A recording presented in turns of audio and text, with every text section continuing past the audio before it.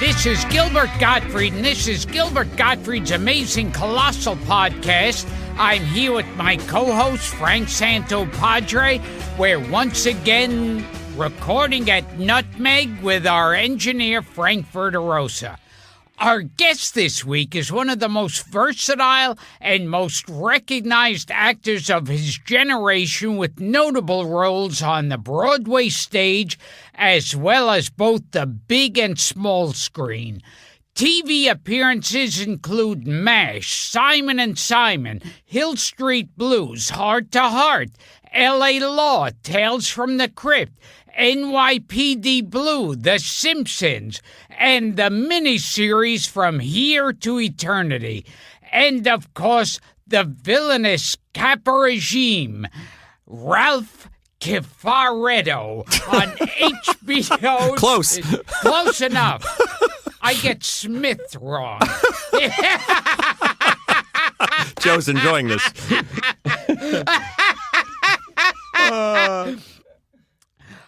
Where was I? Sopranos. Oh, yes, The Sopranos, for which he won the Emmy for Best Supporting Actor. So you'd figure, major hit series, he won an Emmy. I should know the name of the character. He's worked... He's given unforgettable performances in some of the most popular movies of the past 30 years, including Risky Business, The Idolmaker, The Goonies, Empire of the Sun, Midnight Run, Bad Boys, The Fugitive, Bound, U.S. Marshals, Daredevil, Memento, and The Matrix. He worked with esteemed directors such as Steven Spielberg, Taylor Hackford, Christopher Nolan, and alongside everyone from Robert Downey to Tom Cruise to Harrison Ford to Robert De Niro. And if all that isn't impressive enough, he's also the author of 2 New York Times bestsellers, including Who's Sorry Now and Asylum. Please welcome to the show, Cypher, Teddy, Cosmo, Caesar, Eddie Moscone, and Guido the Killer Pimp, one of our favorite actors, Hoboken's own Joe Pantoliano. Well, thank you. Gee, when you put it that way, I should be dead for 3 years. It's a miracle I could even walk. He sometimes adds that to the intro. Was found dead in his New York apartment. Yes. Is survived by. Now, you said that the only time you know who you are is when you're playing a part. Yeah, I came to the realization that I never knew who I was as a person, as a guy.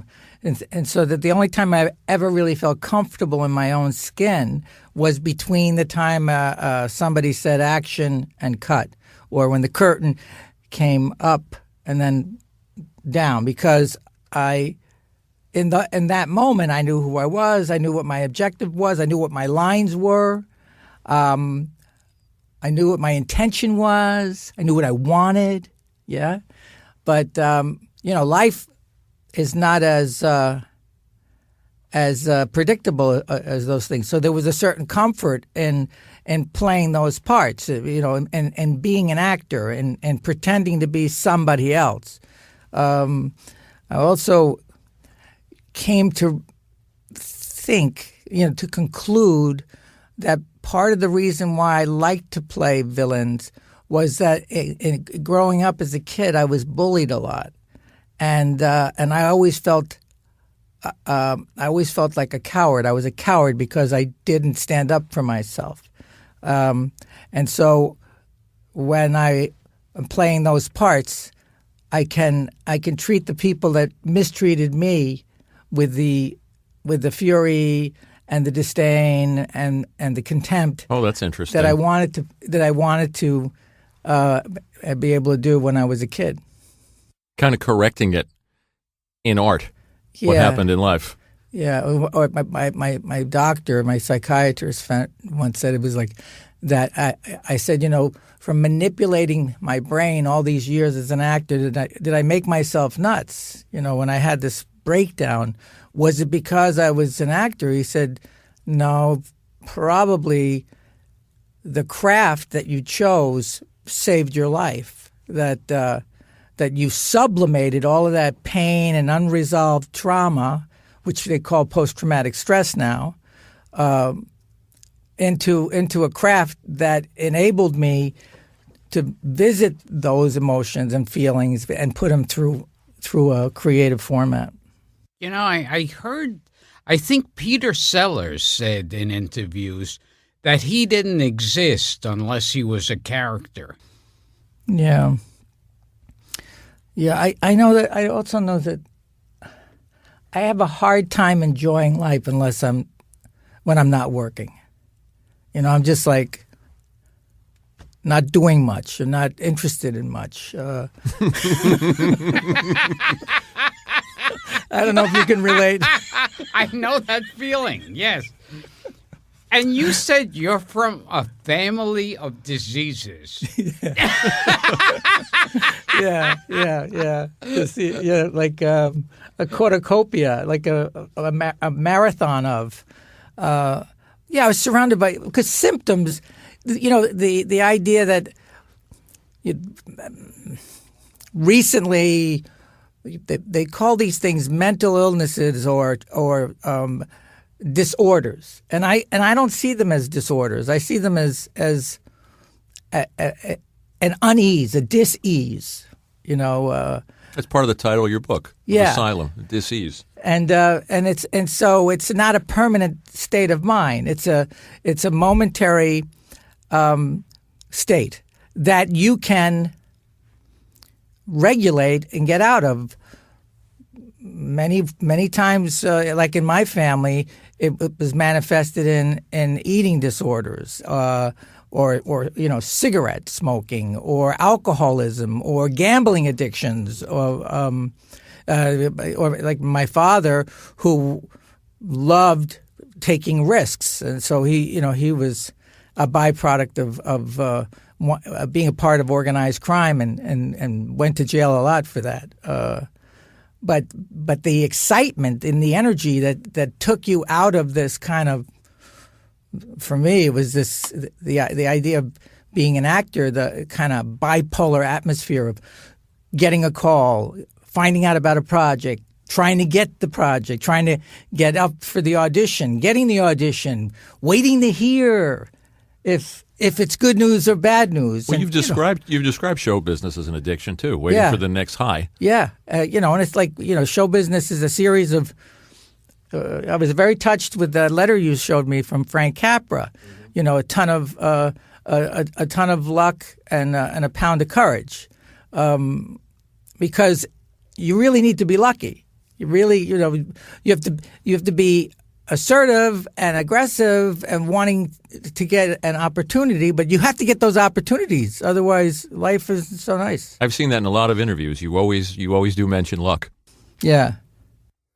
And this is something that I always think about whenever it has to do with creative people with either mental, emotional problems or substance abuse, is the idea of like an oyster will get like a grain of sand and it irritates him and he has to deal with it, and that's how he makes a pearl. Mm-hmm. So do you think, like, if a psychiatrist just came by, snapped his fingers, and made you totally normal, would you still be able to be as good an actor as you are? I don't know. I wouldn't want to be totally normal. I got enough problems as it is.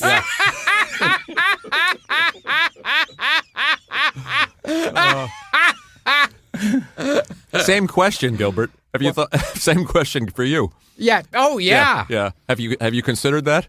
Oh, I definitely think that. Yeah. I definitely think if I wasn't so insecure and had so many, like OCD and all the crap that goes on in my head, would I be able to perform? Right. Well, the other thing is that I think most great accomplishments are born out of resentment. In my own life, it was like I was going to show my mother I wasn't a piece of shit. I'll prove to her that I'm not a piece of shit. I'll prove to the Miss Engler, my English teacher, that I'm not a fuck up. I'm going to show them. I'm going to become successful. I'm going to become a movie actor, and I'm going to fucking show them that I'm not a piece of shit. And so for me, it really started to get complicated once my dreams started coming true.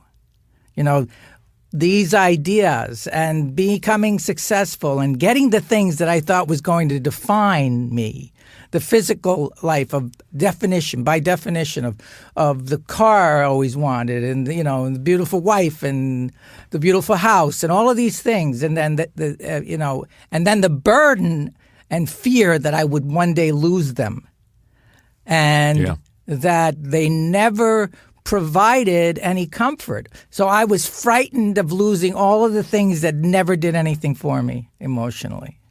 It's like I always kind of felt like whenever I signed the deal with the devil to have a career in show business, that back then part of the agreement I felt like was that I would be immune to all the problems that regular people have. That's right.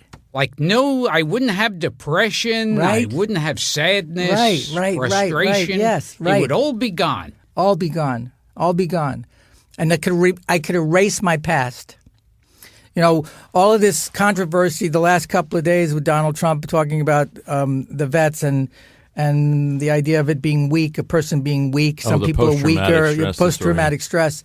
And the media coverage continues to paint this as a military condition. And post-traumatic stress is not a military condition. Anybody can have post-traumatic stress. It's any event that occurs in your lifetime that lives inside your head 6 months after the event, and you can't get it out of your head even when you want to. That's what it's a trauma that was unresolved that is still living inside you. And most of the guys, a lot of people, the guys and gals that I talked to, because I went to Iraq because I did a documentary called No Kidding Me Too, and what they were talking about had very little to do with horrific events. Most of the people that suffer from this are first tour of duty, first deployment within the first 30 days of deployment, and the suicide rate right now is like 20 a day. But I think it's a microcosm of what's happening in our colleges and to our kids at that age. This 18, 19 years old to be a man, to come into a culture where you're 18 or 19 and have all the now what do I do? I think it's difficult. So I think it's nice. It's good that they're talking about this stuff, but it's not just veterans that have traumatic pasts. I think like 85% of Americans have unresolved childhood traumas that occurred between the ages of birth and 6 or 7 years old. I must say, reading your book, I can understand why there's some post-traumatic stress. Mm-hmm. It's a stressful childhood. It's sort of like you grew up in a Eugene O'Neill play. I mean, there's a lot going on there. Yeah. Give Gilbert a little bit of the context of you said your father was a gambler.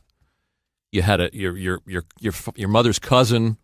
Well, I remember fighting all the time, fighting about not enough money. There was no money. And you moved 10 times, didn't you? We moved because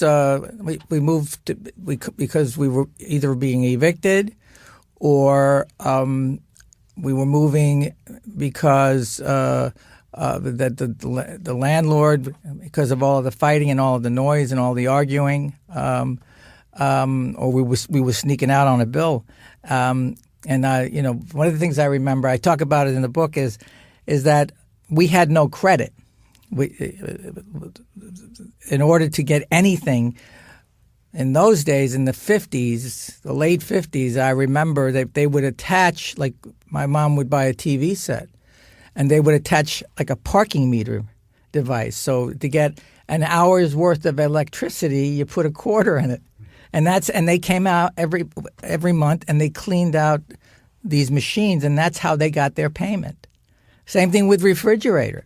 I mean, so can you imagine? But you didn't have the quarter to put in the refrigerator. The milk went bad.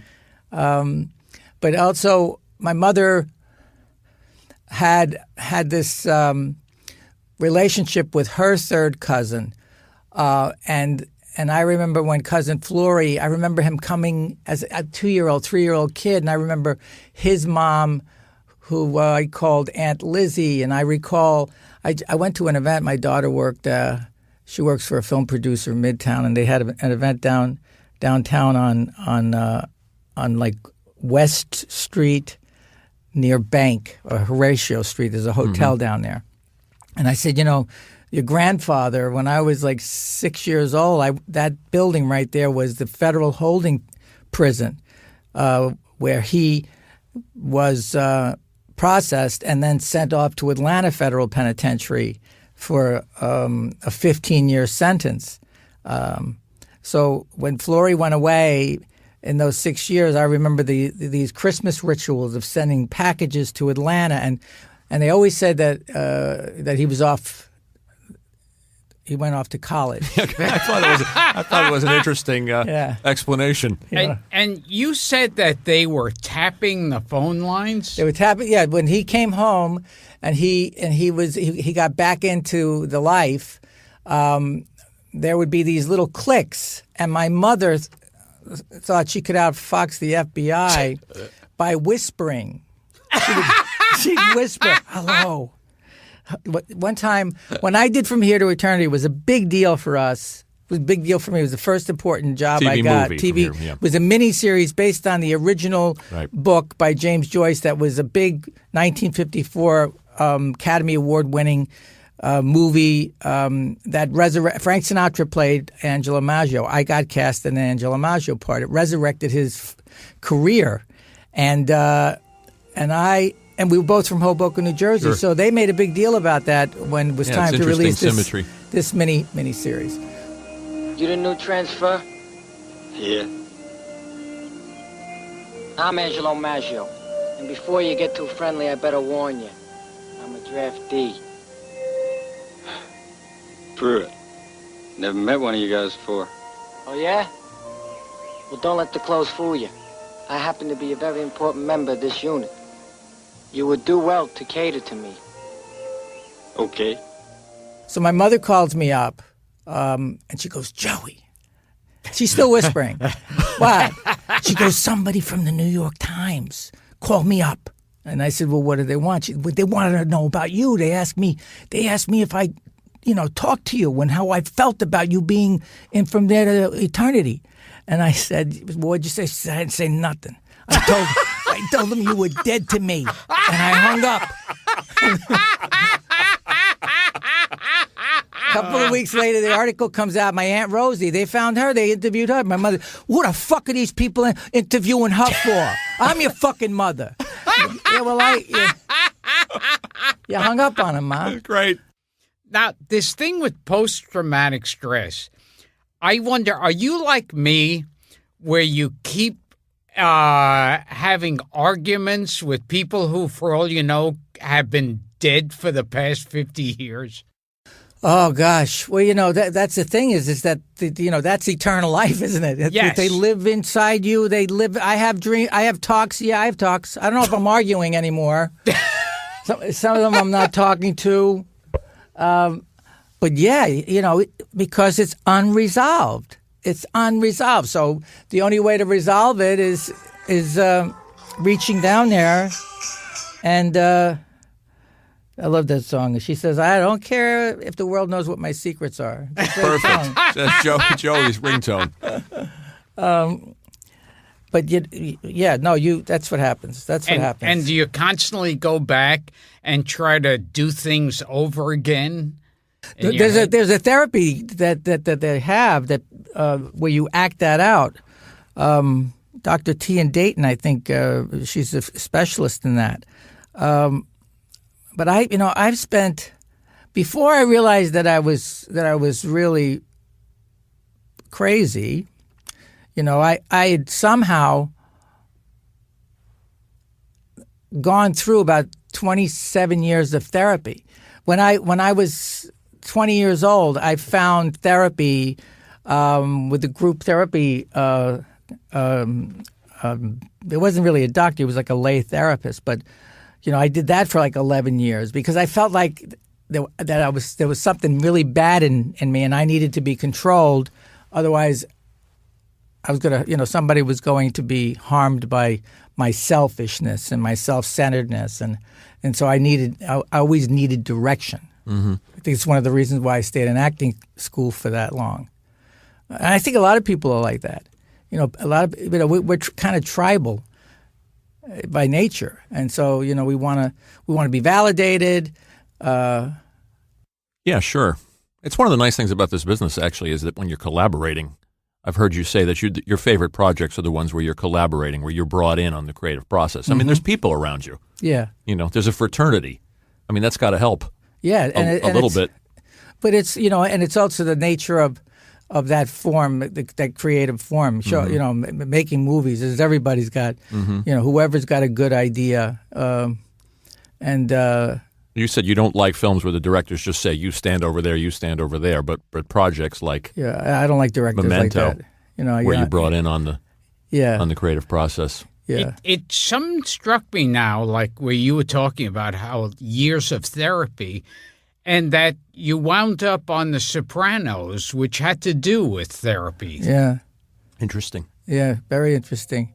And and that's the other thing is that all of these characters on that show were sick. They weren't all born that way. It was a byproduct of the kind of exposure to evil that they were exposed to. And I thought that way about the character I played, Ralph. That Cifaretto, by the way, Gil. Oh. Is that how you say it? How do you say it? Cifaretto. I didn't know his last name. Santo for Padre about a took year. him about 12 weeks. So don't feel bad. Talk a little bit about Ralph since you brought it up. I mean, I heard you say you tried to make him the nicest, funniest guy you could make him. Well, yeah, because his behavior positive. was a given circumstance, was Right. the behavior of the things that he did. One of the things that it came to me a couple of months into it, I guess I'd done a couple of terrible things, and I called David Chase and I said, I have a feeling that it seems to me that Ralph never throws the first punch. It's almost like he taunts his victim into retaliating, then giving him the permission to hurt them. And it's like, if you look at it,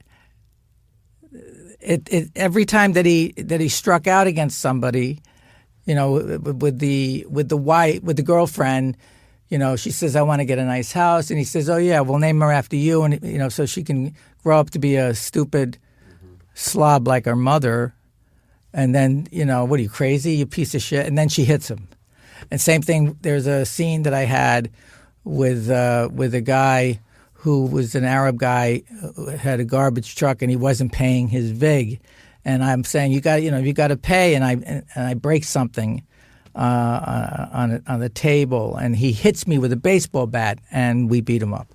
So it was like, taunting somebody and then getting them to retaliate. He even says, when he gets yelled at, for what he did to that girl, he goes, she hit me. Right. She hit me. A, she hit me. B, she's a hooah. It's a boy. We'll name him after me. It's a girl. We'll name her Tracy after you. This way she can grow up to be a cocksucking slob, just like her mother. Are you out of your fucking mind? Get him, That's right. That's right. Get it all out. Get it all out, you little hooah. That's my mother. My mother used to call women, my sister, get over here, you little hooah. It was never whore, right? It was, she turned it into 2 words. Right. So I did the same thing. That was an homage to my mother. I remember growing up, it was always hooah. Yeah. That's an East Coast thing. I heard Yeah. it too. Yeah. Yeah. And before we forget, what was it like working, and what was he like as a person, James Gandolfini? He was adorable. He was kind. He had a sense of humor. He was very generous. He was shy. He was inclusive, not exclusive, to a fault. I think that Jimmy also felt, it's projection on my part, but I feel like possibly that, why me? Why does all this good stuff happen to me? I'm just, I'm just this fat guy from Jersey. Why? I mean, when he did, I think it was season 4. I was gone by then, but he got a big payday, and he wrote huge amounts of checks to people that were not getting a payday. Crew members, somebody. He would. I remember one Christmas he did a Christmas party where he just got a ton of cash, and he was giving cash away to everybody. He was that kind of generous. We had Dominic Chianese sitting right where you are, telling us some of the same things about him. Yeah, I find this interesting, too. You find it hypocritical that people say, especially Italian Americans, say the show is disrespectful to Italian Americans, the same people that worship The Godfather. Yeah, and also a lot of those people never saw the show. Mm-hmm. But also I never saw, and I never had a conversation with David Chase about this, but I never saw the show as an anthology of about Italian Americans. I thought it was more about the deconstruction of the American family. Like The Godfather represented the construction of family honor, right? And here was a show about a group that became so dishonorable that they did anything to anybody, and they betrayed each other. A lot like what this political season is all about. Yeah, there is some of that. Tell Gilbert about growing up with on the same block on Monroe Street. Yeah, the Sinatra, the same block. Well, Sinatra grew up there, and Jimmy Roselli. Yeah, and so. And your family knew his family, knew Sinatra's family. Yeah. There was a little bit of bad blood, and I love the story about your dad. Oh, well, that's... Gil, you'll like this. Oh, yeah. What happened is my grandfather was the first Italian, was born in Italy, Pietro Pantoliano, who became a firefighter in an all-Irish business model. Firemen in Hoboken were all Irish. He was the first Italian immigrant to become a fireman. Worked his way up through the ranks and became the first Italian American. By then, he became an American citizen. Captain of the precinct. So he was the captain.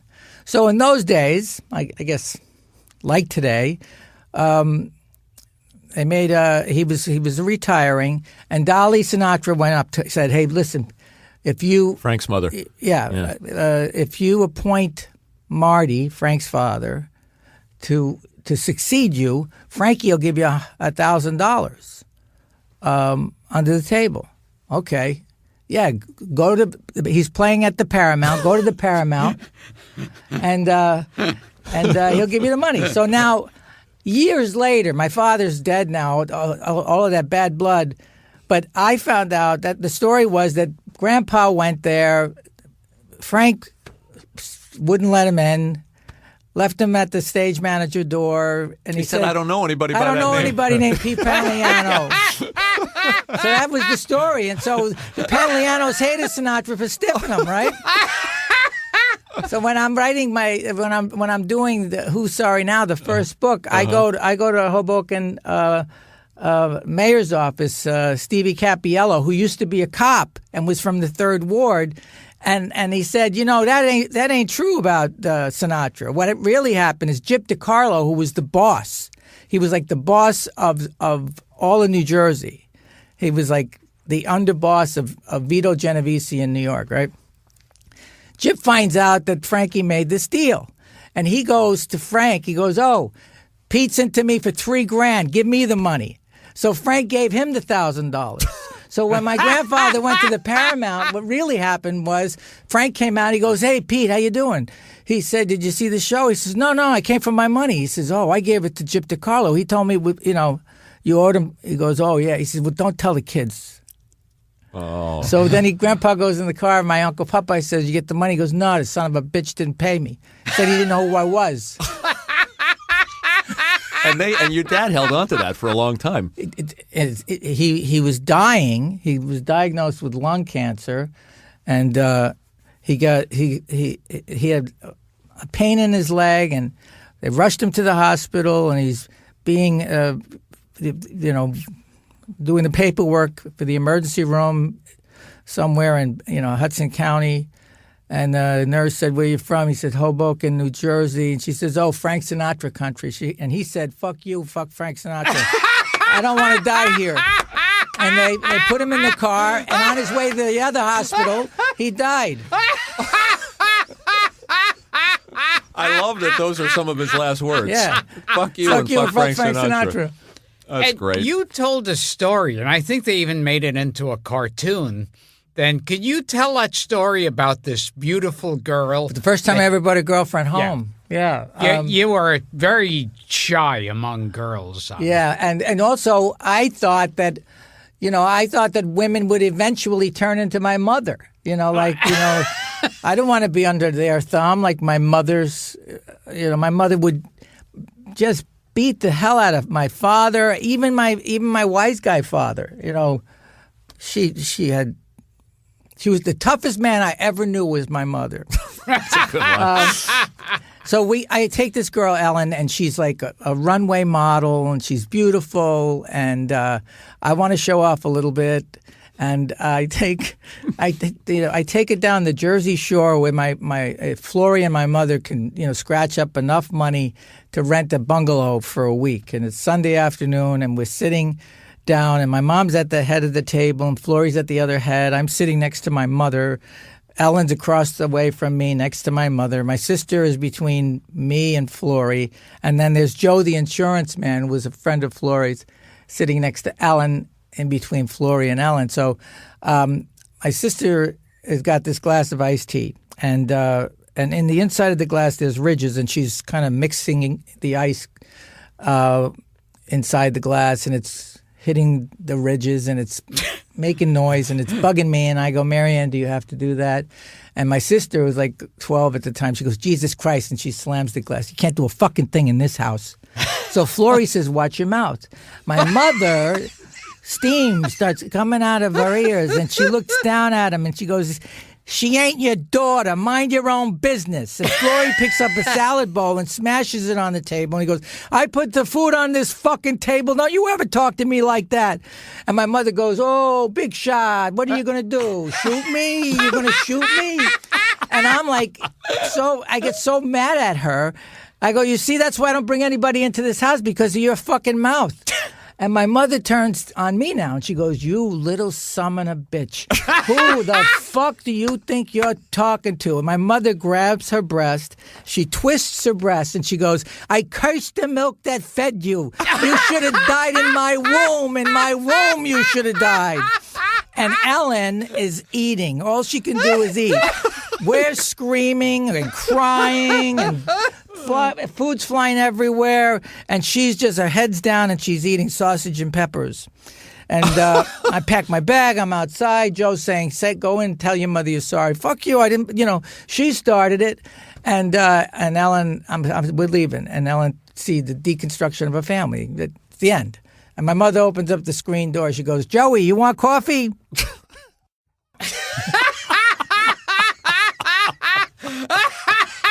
Perfect. So, Joe, let's talk a little bit about your attempts to escape. What'd you watch? You watched a lot of the $1 Million movie. You watched Martha Raye. I watched Martha Raye and the $1 Million Movie. Merry Mailman. The Three Stooges, Abbott and Costello. Oh, and I just loved Harpo Marx. But I had this, I remember watching these black and white films and thinking that there was this tremendous fear that I had that I'm going to die, I'm going to live my whole life and I'm going to die, and there's never going to be any evidence that I ever existed. But I'm looking at these actors, black and white actors and actresses, and I'm thinking, well, gee, they're dead, but they're still here. They still exist on the television. People see them, and that's the evidence that they were there. If I become an actor and become successful, I never even thought about becoming. I'll become an actor and I'll live forever. There's a term in the book you use, Technicolor ghost. Technicolor ghost. Yeah. Yeah. I when you were talking about how your mother would attack your father, it reminded me Pat Cooper when we had him on the show. We had Pat Cooper in here. Oh, I love that He guy. said the mother was his mother was busting his father's ass, and so the father just quietly got up and found the the marriage certificate, and he goes, what name is over there, and what name's that, and what does it say there? And he goes, now where on this page does it say I gotta take you shit? You should listen to that episode we did with him, Joe. I'll send it to you. Oh, I got it. It's gold. I love Pat Cooper. It's gold. Oh, God. But, when I saw The Godfather, I remember thinking there's something wrong with this picture because the women were so subservient and quiet. And I was like, that's not how I remember it. Right. It was the other way around. Right. The men were always quiet and the women were like running the family. Right. And so that's another reason why I wanted to tell this story. But then Terry Winter read a galley of Who's Sorry Now. And I said, this Sopranos writer. He was a writer on Sopranos and other things, great things. But I said, this idea about the dominant father and the weak mother, that's not how I remember. He said, but The Godfather is really based on Mario Puzo's mother. And I didn't know that. That's interesting. It's really interesting. I didn't know that either. Yeah. Now, we have, I think, or had rather, a mutual friend that we both knew, and we both worked with Charlie Rocket. Yeah. I worked with him on Saturday Night Live, that terrible season. Yeah. And I didn't know, that part of Charlie. I didn't know. I knew that he was. I knew him socially at first. We wound up working together on a movie, but there was a time when we were all spending a lot of time in New York. Him and Tony Edwards and Charlie's wife Beth, and my wife Nancy, and Charlie was always a sobering companion. He was very charming and funny, but he was always also a good listener. So I had some really deep conversations with him about my own confusing life, and then life. You have kids, but we asked him because he was an ordained minister. He went and got one of those $11 ordained minister things, and he married Nancy and I. He married us, and it was great, and he was great. It was a wonderful event, a wonderful wedding, and we had a blast. And we were both, Nancy and I were both married before, so it was kind of took the onus off of it. But then, Charlie, I was shooting a film in Florida that I was also a producer on, so I was in pre-production, and he called me, and it turned out that they had moved back to Connecticut, but deeper, closer to Rhode Island, where he's from, I believe. And I said, well, yeah, I'm in Florida now. And Tony's they got a place in Connecticut. Why don't we all get together for Thanksgiving? How you doing? And he said, I'm pretty good. Slowing down a little bit, but I take the train in and I do some voiceover stuff, and he sounded fine. And then Nancy called. That was Sunday on I think Wednesday morning or Tuesday morning, maybe it was, to say that Charlie had slit his throat. It was really. That was kind of like the beginning of my journey through this depression that was always there, but I didn't know it. And because I remember thinking, well, I had this thought that was, maybe that's the answer.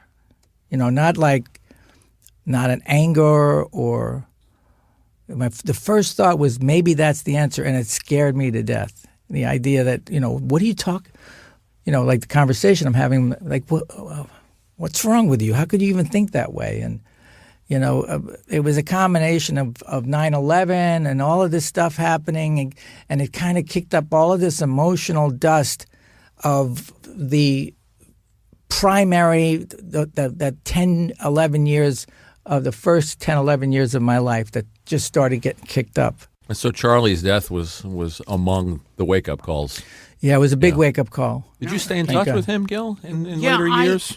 I didn't really stay in touch with him. I remember what's totally untrue with Charlie is, like they say, he said fuck on the air and that destroyed his career. And it didn't. He was always in movies, TV shows. Yeah.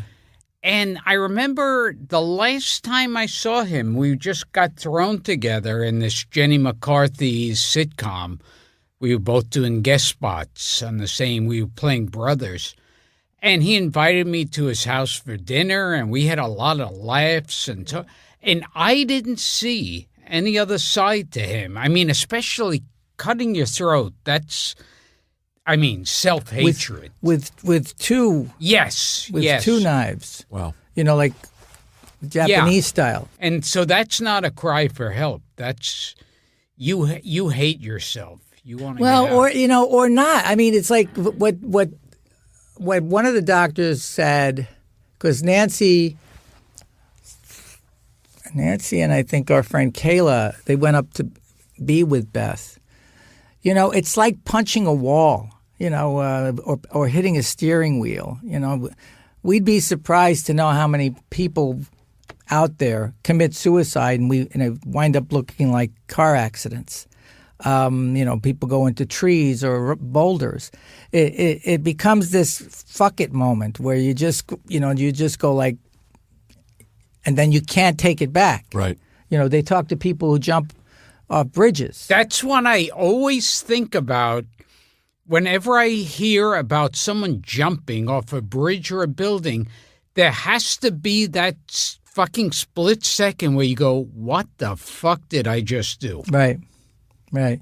Now, you say you're happiest when you're working. Was making it as an actor, just starting to make it as an actor in the early days? You have a memory of that?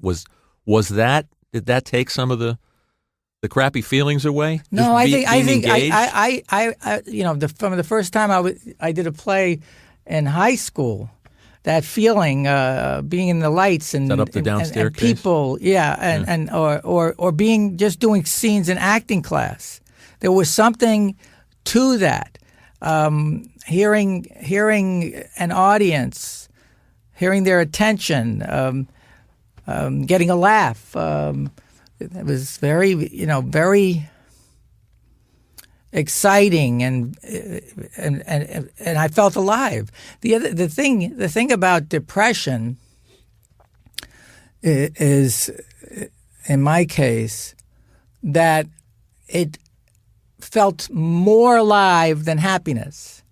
When I'm in a bad state, I can feel it in my chest. I can feel it in my heart. I feel it in my body. When I'm in a state of elation where there's like good news, things are going good. It doesn't feel real to me. Interesting. It's not as familiar It's not as familiar a feeling. You said that you were at the Sundance Film Festival, and you were talking about sitting on your bed. You were all dressed. Oh yeah, I was going skiing, and I'd put on all my ski stuff, and I had the goggles on my top of my head, and I couldn't move, and I had this talk with my brain, saying, "Move, come on, Joey, move, just take the next step," and I couldn't do it. I remember hearing Dick Cavett describe it as. If somebody had come up with this elixir and put it 5 feet away and say, drink this and everything will be all right, everything will be great, that he couldn't make it those 5 feet. Let's just shift gears a little bit. I want to get to some of the things in the book, some of the angels in your career. The two of the touching stories are your relationship with Eli Wallach and Ann Jackson, and then later Natalie Wood. Yeah. Which you call your angels. Well, Flory was an angel. The people that made you feel like you were worth the investment when you have nothing, and they represent what your dream is. But the Wallach family have been a very important part. We talk about him on this show quite a bit. Yeah. He's one of our favorites. And it was like Roberta and Peter and Catherine was a kid when I met her. I was 18 when I met them. You knew his children in acting school. I knew Roberta. Roberta. We were in acting school together, and then I got to know everybody because she brought me over to the house. And I was at the house for Annie's Shiva and then Eli's this summer. That living room that I went into when I was 18 years old. I was in that living room 40 years later, Weird. And she passed recently, Ann Jackson. She passed. She passed. Actually, it was Annie's. Yeah, Annie was the last one. And Eli Wallach is who they wanted for Maggio. To be There Maggio. you go. Yeah. There you go. Yeah, That's he fun. That's was doing funny a play connection. and couldn't do it. You show up at his house on the wrong night. There was a New Year's Eve party. It was a day party. Yeah, the wrong day. Yeah, it was my friend Michael Kell and I. We were invited to go to their New Year's party, and I guess New Year's fell on a Sunday, but it was actually going to be on the 2nd. No, it fell on a Saturday. So we went, and Eli opens the door. He goes, "Hi, how you doing? Good. What do you want to see the kids?" I said, "No, we came for the party." He goes, "The party's tomorrow." Oh my God! He says, "Well, come on in." And so we're in the kitchen, and then somebody else came. And so they wound up, making some stuff and having coffee, and so we got to go twice. Yeah, that's now, nice. Do you? Touching. This is something I experience a lot. Do you in your life? Look at stuff just even going on in the day, and you go, "Wow, anybody else would think they died and went to heaven. Anyone else would be enjoying this so much." Mm-hmm. Yeah, because it's like an empty. It's like the hole is so big you can't fill it up, and it's like. When I was, if I was a movie star, if I was making $2 million a picture, if I was making $7 million a picture, if I was making $20 million a picture, then I'd be happy. If when I won the Emmy Award, it was like. I was just going to ask you about an that. Emmy. Yeah, you had an "Is this all there is?" moment. Yeah, I bet you if this was an Academy Award. Yeah. Robert Stack, I did a TV show called The Finelli Boys, and Robert Stack guest starred. We spent a whole week with Robert Stack, one of the greatest guys. The stories he told, wonderful. But he said, when he won, he went and did The Untouchables, and it was Desi Lou, and Desi Arnaz, bought him a Mercedes, and he was like, "I don't want to go," and his wife said, "You got to go." And he said, "But winning an Emmy's like being the world's tallest midget. Who gives a shit?" That's a great line.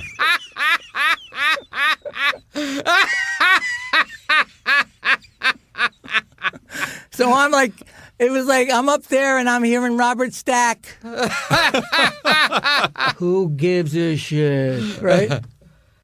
Now, you said a story. I think the movie was black and white. Oh, a towback.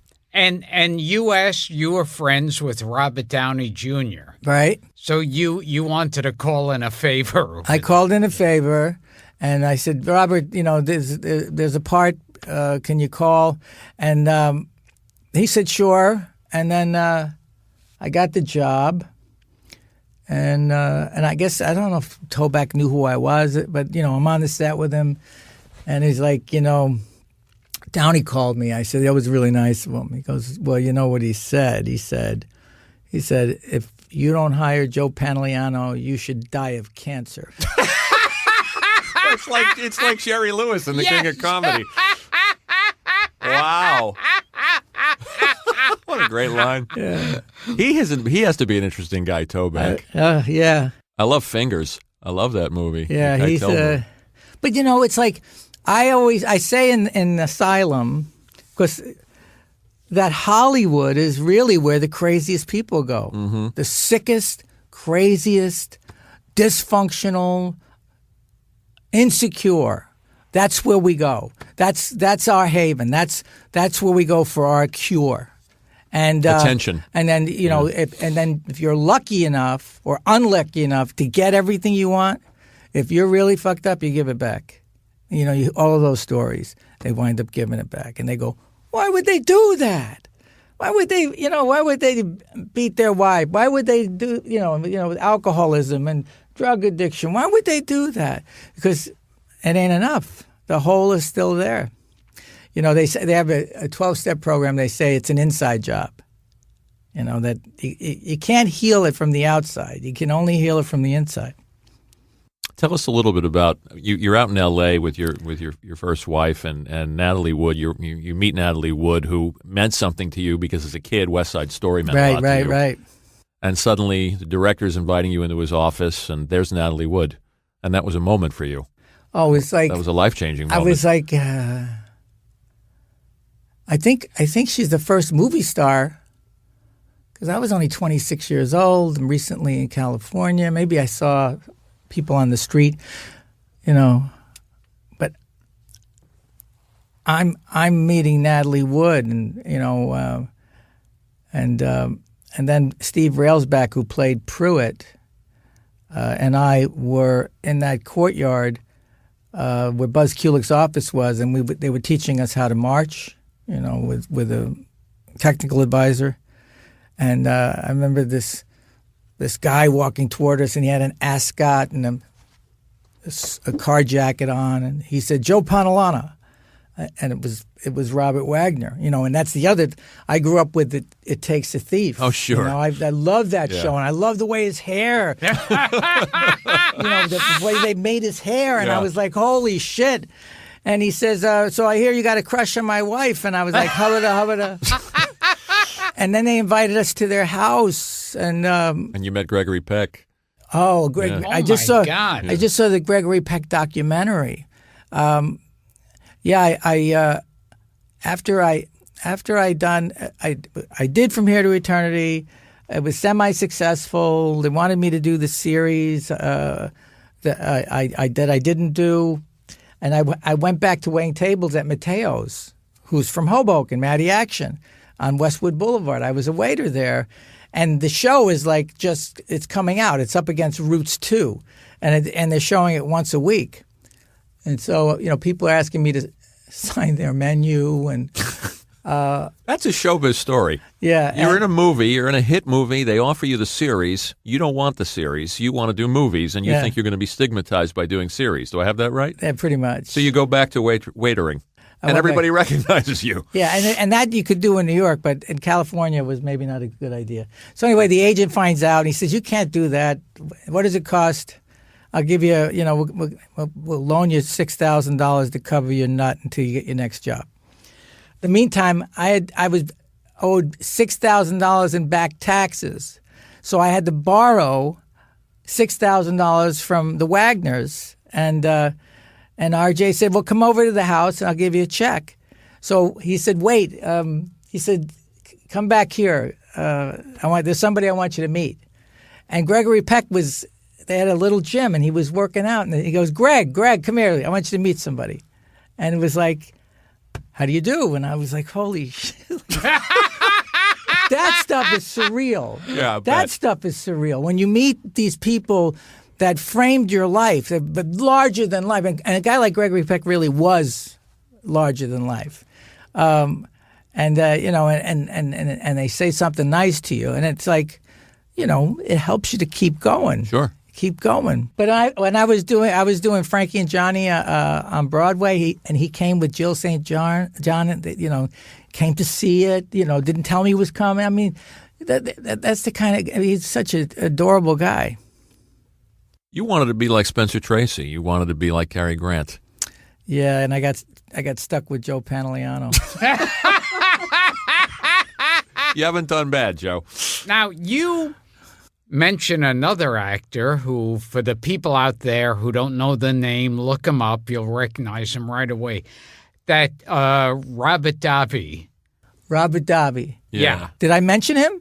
No. No. In an interview. You mentioned that you guys grew up together? No. No. What That did you say you were rivals? The two of you didn't get along. We didn't get along on I didn't get along with him on the in the Goonies. Oh, okay. We didn't get along with each other. And we knew each other. He had played he had done a couple of days work on From Here to Eternity. And he lived in Marina del Rey, and I was living in Venice, and we hung out a couple of times. So we kind of knew each other, and so when they put us on film, they put us on tape for the Finelli brothers. I remember him saying, in the interview, because it wasn't an audition, it was just like an open interview, and he said, he's wearing a hairpiece, right? Which I thought was really a shitty thing to say. So I took it off and I said, so if you want me to come without it, I can come without it. I pulled it off. Yeah. You want me to be younger? And I lowered it. I said, I can be younger. And I guess they liked the banter, but that relationship kind of evolved into what happened in the movie. What happened in the movie was the way we were treating each other off camera too. Interesting.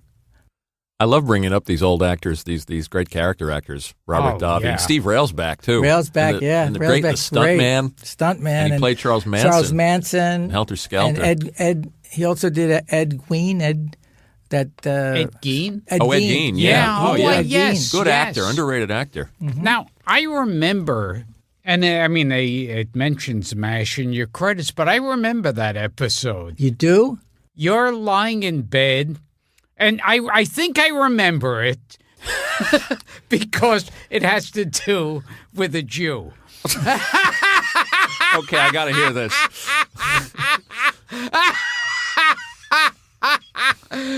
You want to get out of the army. I wanted to. Yeah. I steal this guy's. His dog tags. This guy, he dies, and I steal his dog tags, and I wind up going into the hospital, and they give me a blood transfusion that almost kills me because his blood type is different than my blood type. But when I saw that episode, it inspired me to get a nose job. Was it because they, what they call 50-50? It's like when two people are looking at each other, so the camera's getting the angle. And I said, you could have Cary Grant's career if you had a smaller nose. So I said, I'll play less bad guys if I had a smaller nose. So my son, years later, MASH is on television. It was MASH from here, or from Risky Business. I said, look, I'm in this, and my kid's 9 years old, and he's looking at the TV, and he's looking at me, and he gets out of the chair, and he gets 8 feet closer to the TV. He looks at me. He gets he's 3 feet away. Finally, he's nose to nose to the TV. He keeps looking at me, and he goes, "Dad, what happened to your nose?" Because I remember in that episode, Father Mulcahy has to learn some Jewish prayer. And he comes to my character, right? Yes. I love it. He comes to me. Yeah, that was a great job because that was like the last year that they were doing it. 81, you did that MASH episode. My kid was just born then. Yeah. My son was just born. Pretty early in your career. Yeah, David Ogden Stiers he also directed that episode, and it was like doing a play. Where the first day everybody sat around the table, and then they camera blocked each scene, and then the follow. So you shot it Tuesday, Wednesday, Thursday, Friday. What do you remember about making was this a pilot or a series called McNamara's Band? With John Biner. We had John on the Oh, show. wow. We had John on a couple of weeks ago. Yeah. How's he doing? Funny He's great. as He's ever. in Florida and funny as ever. Where does he live in Florida? We'll track him down for you. We'll get you the info. But John he was great. He brought Biner. it. That was the first job I got. That was really the first job I got in California. So McNamara's Band. it was Harry Columbi. It was Bernie Kukoff and Jeff Harris. And Harry went on to be he was Biner's manager. He was Michael Keaton's manager. Yeah, I was going to say Michael Keaton. But it took place during World War II, and it was like the dirty half dozen. Okay. It was like these guys are all in jail, and you work for the government, and if you don't get killed at the end of the war, you get your pardon. And Biner, they were bank robbers, and Biner was the brains, and then Bruce Kirby. Yeah, Bruno Kirby's dad. Right, Bruce Kirby. He was the getaway driver who couldn't drive. Sid Haig was Zoltan the Great. wow. Sid Haig, too. And Sid Haig was the leg breaker that couldn't hurt a fly. I was the bomb specialist that was afraid of bombs. I mean, it was like, we did 3 episodes. It was like 3 1-hour episodes for ABC. It was fantastic. It sounds almost Hogan's Heroes-ish a little bit, too. and it came after Hogan's Heroes. Yeah. But Hogan, wasn't that Stalag 17 Hogan's Heroes? Pretty much. yeah. Pretty Yeah. much. Yeah. But I remember I was doing a scene. We were at the Harold Lloyd Estate that years later my friend Ron Burkle bought and turned it into a beautiful palace. But it was run down, and we shot there.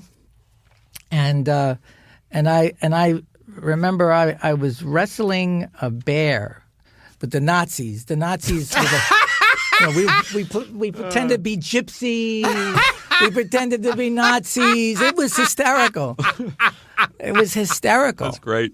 You also told a story that one time you were going to do a movie and you had a 24-hour layover in Tokyo. Yeah. It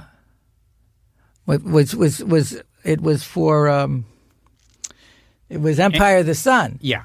And the layover was at Nagata, which was like 3 hours from Tokyo. But I wanted to see Tokyo. I never heard of Nagata. And so the Tokyo guys, the Warner Brother guys, picked up my girlfriend and I and drove us all the way to Tokyo. And we had this amazing night. And I drank a lot of sake. And we got on the airplane, and it was a Chinese airline. And they, you really appreciate guys that know what the fuck they're doing, because this plane was Oh, God. My worst and nightmare. I'm throwing up in the bathroom, and the muscle, the body muscle. You go, and my ass is hitting the door, and it's banging my head against the wall, and I'm puking everywhere, but in the toilet. And I was green when we landed. I was green, and I'm walking with my girlfriend, and these Chinese guys, these spotters, they grabbed me, and they're going to quarantine me. They thought I was hazardous. And the production manager was a British guy, saw what was going on and grabbed me and was able to talk them into letting me go through customs. And by the time I got to the hotel, I was feeling a lot better. Our friend Frankie Verderosa is, of course, here, as he is every week, and he's a big fan of Midnight Run. So we have to, out of respect to Frankie, we have to ask you about Moscone. Eddie Moscone. Eddie Moscone and bail bonds. Moscone's bail bonds. Jerry, put Eddie on the phone. Jack, what's the progress? I got him. You got who? The Duke. He's standing right here. You got him. Already? Sure do. Want to say hello? Say hello to your bail bondsman, Eddie Moscone. Hello. There you go. Jonathan Mardukas in the flesh. Jack, I love you! What happened? How did this happen? Where'd you find him? I found him in New York. We're at the airport. Holy Christ, this is wonderful. This is wonderful news. Martin Brest, the director you knew previously. Yeah, I knew Marty when he was, from his NYU days as a student. And then, Jerry Saldo was a mutual friend of ours. And Saldo, I guess, mentioned to Marty, what about Joey Pants? And then Marty called and said, listen, there's these two characters, whichever one you want. And I read it and I said, I don't want to. I'd done that before. You were supposed to be two of the hoodlums, the guys that worked Tweedledee for and Tweedledum. Yeah. For Is this idiot number one? Put on right, idiot okay, number I two. gotcha. Farina. And I said, well, I want to do something different. I said, I want to play the accountant. He says, yeah, well, that ain't going to happen. He said, I said, well, then what about the bail bondsman? He goes, no. I got this other guy. I got this guy in my, I want him to be a big guy, big fat guy. I said, well, that's the only part that I could do. He said, well, that one I ain't giving away. If you want that one, you got to earn it. You got to come in and read for it. So I came in and I read, and I got the job. You read with De Niro. I read with De Niro. Yeah. And I remember my agent calling. He said, I got good news and got bad news. Yeah, okay, so what's the good news? You got the part. Great. What's the bad news? It just went into turnaround at Paramount. Why? Because Marty wants Charles Grodin and they wanted Cher. I remember. They wanted Cher. Did you know that? Oh, To be no. the accountant opposite De Niro. Oh, geez. Can you imagine? So he said, Marty stuck by his guns and Universal picked it up. It's a hell of a movie. Yeah, it still is. Yeah. It just holds up so well. Yep. We had Amy Heckerling here, and she's also friends with Martin Brest. And Yeah, we were they went to- asking, yeah. what's going on and why he isn't still making films, because he really had Marty didn't make a lot of movies when he was working. Yeah, it was but like every 4 years, every time was an election. Like he'd be doing a movie right now because it's an election year. But he But Going in Style is so good and everything's getting remade. Yeah, I know. They've been talking about trying to remake, doing another Midnight Run. But he'd be the last guy they'd call because these studio guys, they get younger and younger, Yeah. and they want to it's almost like they reward ambition. Let's get a young, good commercial director or video director. We're gonna get it's like, and Marty's the guy that brought that to life. And when you think about what he did with Beverly Hills Cop, Yeah. and Sure. Which was a Stallone vehicle. yeah. Yeah. Marty's knows his stuff, and he's really excellent. I just worked with Ron Shelton, who Another did, guy. He did Bull Durham, Tin Cup. Sure. White Men Can't Jump. Right.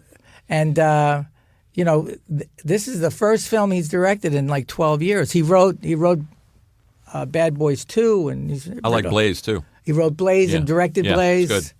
And he wrote and directed Cobb with Tommy Lee Right. Jones. This is a guy that it's like I remember the first day at work. We rehearsed for a few days, like a week, but then it was that first day at work, and I was like, "Wow, it's been a long time since I've been working with filmmakers that really know what they're doing," and I was reminded how long it's been and how these young kids, they got the ambition, and somebody gives them the money, but a lot of them, it just doesn't come together.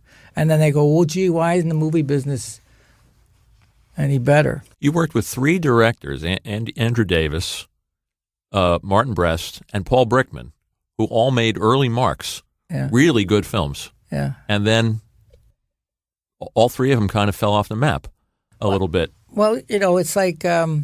Paul Brickman's follow-up to Risky Business, Men Don't Leave, is very good. But Paul, my impression of Paul is that he doesn't...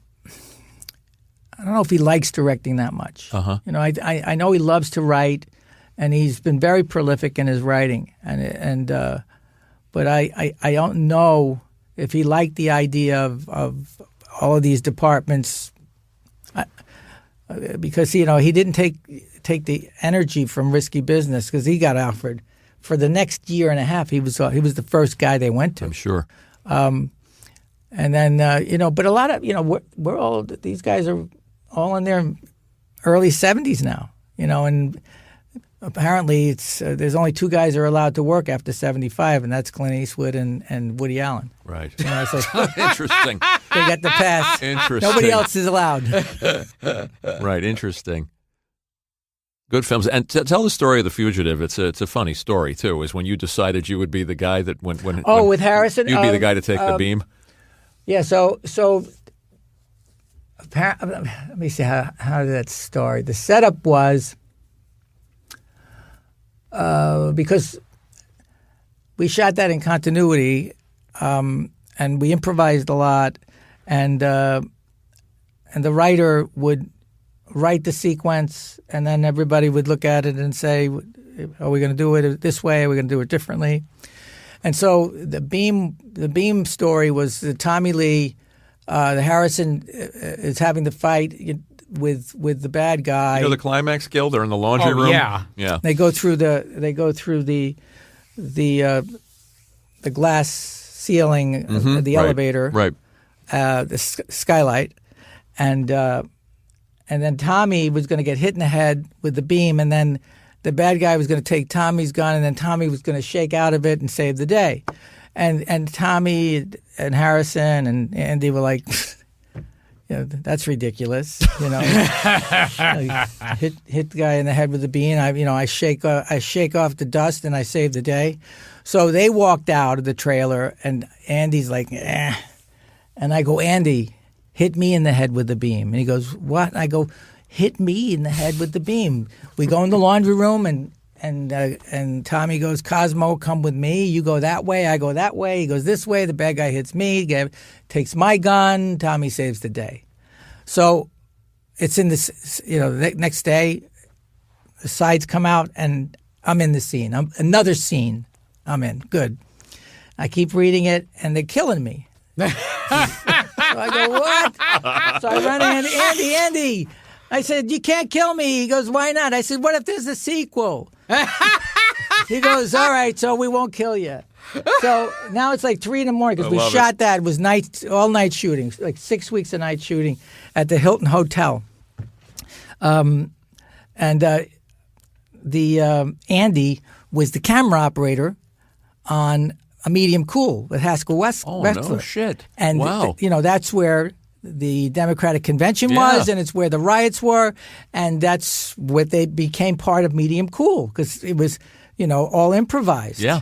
So Andy was like, it's very important to me to make this movie here at the Hilton, and so now I'm laying on the ground, and they've already shot the hit, and they're doing the scene where the guy gets the gun.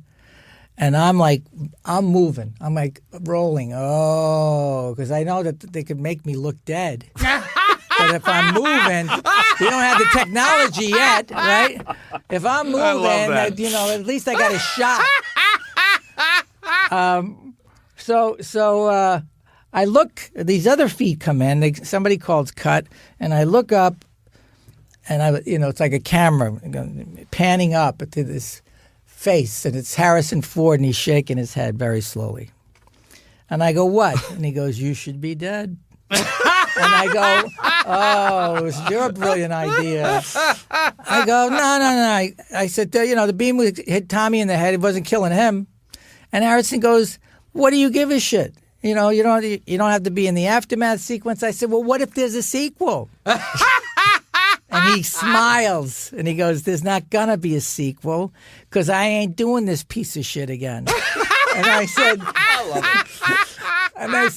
oh, yeah, well, fuck you. We'll just chase another $15 million asshole through the woods. And he starts laughing. And now a couple of years go by and they call and they're making the sequel and yippee. And Harrison and I shared the same manager, Pat McQueenie, who became his agent later in life. And so she calls and says, Harrison's in New York. He's doing The Devil's Own. They're having the big premiere. You want to go? And I said, yeah, thank you. And so I go, and it's at the Four Seasons restaurant on Park Avenue. And there's like hundreds of people. And I see Harrison Ford like popping out of this crowd. I'm coming down these stairs, and he's like, pops out, Joey Pants, pops out, Joey Pants. And so I start walking through the people toward him, and he does the same. And it's like, on the beach, right? And he grabs me and he goes, so you doing that piece of shit? And I said, yeah. He says, good thing you didn't listen to me. He's adorable, man. I love that guy. I like Andrew Davis's Steal Big, Steal Little, too. Yeah. It's good. That makes two of you. Yeah. Well, Andy loves that movie. it's good. Yeah. It's good. And Brickman's follow-up, Men Don't Leave, with Jessica Lange, is also very good. Very good. Yeah. It's hard because there's an expectation, because the first film is so big that if if the follow-up film is not quite as big. With Andy, he'd been trying to make Steal Big, Steal Little for a long time, and even when you look at The Fugitive, the corporate manipulations in pharmaceutical companies and pharma and all of the stuff that's going on that he kind of gingerly put into the storyline of the picture, that's not what people remember. But when you look at it, you get a closer look now, you go, oh, wow, he was saying something here. And the same thing with Steal Big, Steal Little. I just remembered something, and this is important to fans of this show. Uh-oh. You were in The Idolmaker. Now, in The Idolmaker, Peter Gallagher plays the lead singer, Caesar, who's kind of like a Fabian. And the song he had, his one-hit song in the movie that he sings over and over is, Baby, baby, I just want to take you where I'm going. Baby, baby, I just want to take you to the sky. I make you feel good, baby. I make you feel love, baby. I want to take you to the sky. Mean anything to you, Joe? When you did that, Jeff Barry wrote that song. Oh yeah! Wow. He was the technical sure. guy. He'd be a great guest for us. Yeah. Jeff Barry. And Is he still alive? He's around. He's yeah, the sure. best. Yeah, I'd love to get him. And then I remember the middle. Oh, stop it! Tell me why you and I are not close together. Tell me why did someone break your heart? Well, that was Bob Marcucci. Yeah. Who was Frankie Avalon and Fabian. Correct. It was really the story of Bob Marcucci and Fabian, Frankie Avalon. James Darren too. No, not James Darren. Yeah. But those two guys, because back in the early '50s, a lot of that was happening in Philly. It was the Philly sound. Frankie was here. He was Avalon, yeah. And Bobby Rydell, I just saw that Bobby Rydell is working on the new Taylor. He had probably a small part in the new Taylor Hackford movie with Bob De Niro. Also was a guest on this show, Bobby Rydell. I love Bobby Rydell. Did a Gilbert impression. I used to go. Yes. I saw Bobby Rydell at Palisades Amusement Park Wow. with cousin Bruce Morrow. Wow. Bob, I was like, he was the first recording star that I ever saw in person. We would, I went to Palisades Park, and they had that little singing arena, and these guys would lip sync to 45s. Yeah, it's our childhood, too. We're trying to get Chuck Barris, who wrote Palisades Park. Chuck Barris? Yeah. Is that the guy that had the crazy show? The Gong Show. And allegedly he the was CIA a hit operative. man. But he also wrote Palisades And he's Park. still alive? Yes. Yes. These guys are all still around, Joe. We're trying to get them in here to tell their I stories. love Wow. that Chuck, what is his name? The Gong Show. Yeah, the Gong Show. Yeah. Is that he writes that book and he goes around telling everybody that the CIA, if he reveals anything, the CIA will kill him. And he's going on TV shows, making movies about it. Yeah, they made movies about Yeah. it. Clooney directed And I'm it. thinking, Sam Rockwell. But the CIA, the minute they find him, I think he was just having fun. It's like that Clooney would make that movie like for real, like he really was a CIA agent. No wonder it didn't make a nickel. Last thing I want to ask you, too, before we talk about your organization, too. I've heard you talk about the Matrix, and you've said you still haven't figured it out. Is that true? Yeah, Do we have a deal, Mr. Reagan? I know this steak doesn't exist. I know that when I put it in my mouth, the Matrix is telling my brain that it is juicy and delicious. After 9 years, you know what I realize?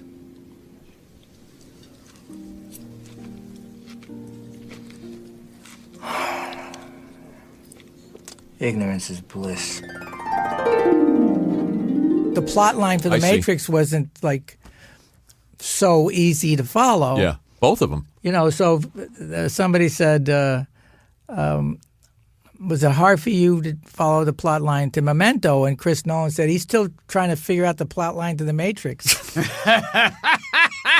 I like that. You're also our second guest, a little trivia, to have played Roy Cohn. Yeah, I talked to Roy Cohn. You did? I called him up on the phone. I was doing, this is a miniseries about Robert Kennedy, Yeah, right? And right. Brad Davis played Kennedy, and Harris Yulin played Joe McCarthy, and I played Roy Cohn. And I called up, his office, and I told the secretary that I was playing him in an NBC miniseries. He got on the phone and spoke to me for like 40 minutes. Very charming guy. And Donald Trump's mentor. Scary. Wow. Well, you know what's going to happen to Trump, I think, is what happened to Cohn. He owned nothing in his name. In the end, the government took everything. After he died, he left everything to his boyfriend, and then they took everything from him. But I think this hubris and back to the hole, that hole that you got to fill. That Trump had a really good thing, and I think he's exposed himself to so much, to a magnifying glass that's going to just tear him apart. And driving down here today, I passed by on West Side Highway all those Trump buildings, and I noticed that one of the names is already down. That they took a name, and I think in the next 2 or 3 years, all of these deals that he has, they're licensing deals. He doesn't own those buildings. I think that he's going to get found out and go to jail for tax evasion, and it's going to be bad. You heard it here from Joey Pants, Wow. the prediction. And you're sitting across from the man who referred to him on national television as Mein Führer. Have you guys seen the movie? It's called Look Who's Back. It's a German film. No. Oh, I'll it's write on it down. Netflix. It's fantastic. Look Who's Back. Adolf Hitler comes back. It's in German. Oh, boy. He wakes up out of, it's like he comes back after 70 years in modern Berlin. He's still in his uniform right before the bunker, and they think that he's a Hitler impersonator, and he becomes a sensation, like a comic. They think he's a comic. It's fantastic. What a premise! But the first interview that he does is the guy. He's like a Jimmy Kimmel guy. He goes, "What do you want to do? Now that you're back?" He goes, "I want to make Germany great again." The movie was made in 2011. Wow. It's fantastic. Prophetic. It's prophetic because it's like nothing changes. Yeah. Because he says in the movie, he goes, "Look, I didn't take over. The people elected me. It's not Trump. It's the people. Of course. It's of us. Course. It's like, ooh." He's a case study. You want to talk about somebody wearing their insecurities and their craziness, their well, everything's a lie, their stuff right? on their sleeve. Sure. How did he react, by the way, I know it's only television, but when you basically called him Hitler? Maybe he was flattered. Right? Yeah. He was on The Apprentice, on The Celebrity Apprentice. And you called him Mein Führer. Yeah, I said, thank you, Mein Führer. And you were ahead of your time because that National Lampoon photograph surfaced. Yes. Or was it Spy Magazine? Oh, I forget. There's a photograph that surfaced recently, Joe, and you'll find this interesting. It's on social media, of Gilbert doing a Nazi salute behind Trump. It's a picture that was taken in what, the 80s? Yeah, that was in Spy Magazine. In Spy Magazine. Me standing making faces behind Donald Trump. Fantastic. Let's plug Joe's books, too. Oh, okay. Before we go, they're both terrific reads and absorbing. Thank you.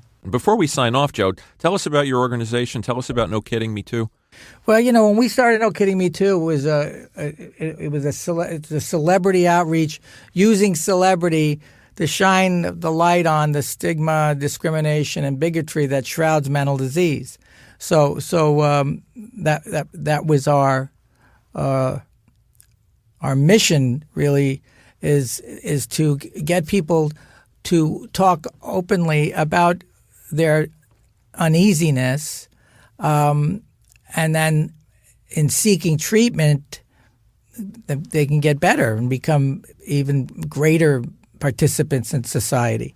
A lot has happened now. A lot more celebrities are talking about it and making it part of who they are. Mm-hmm. And so... And that's stomp the stigma. That's what you mean. Yeah, stomping the stigma and shame of disease. I mean, recently... a lot of people are coming out and talking about it that wouldn't have talked about it. So it's like it's gotten to a point where people are doing it openly. Better. It's better for everybody. What can our listeners do to help or? Get the movie. Okay, and the movie was made in 2009. Yeah, the documentary is called No Kidding Me Too. Right. You can download it on Amazon, Okay. and in these books you can also go to Audible and hear me tell the stories. I should read the title of this. Yeah, they're terrific. Joe Pantoliano. I got your name right. That's a start. Maybe I should quit while I'm ahead. And you wrote 2 best-selling books.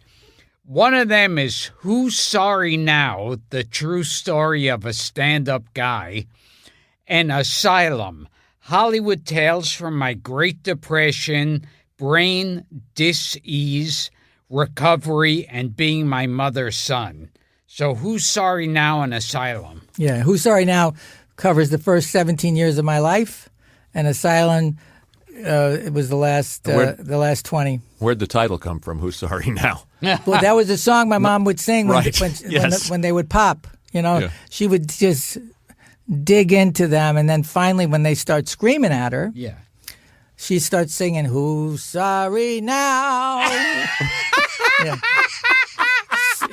She yelled it. She didn't sing it. Whose heart is breaking? It was like her declaration. I won.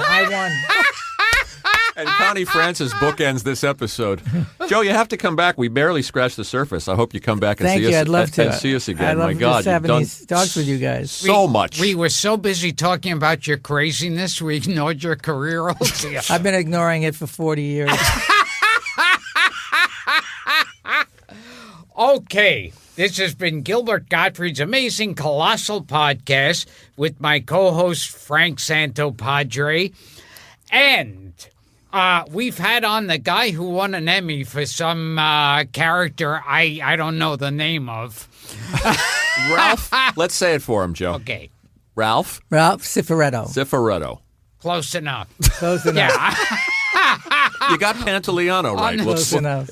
And Joey Pants would make it easier. That's right. So, Joe Pantoliano, thank you so much. Thank you, Joe. This was terrific. Thank you guys very much, really. We'll see you again. Okay.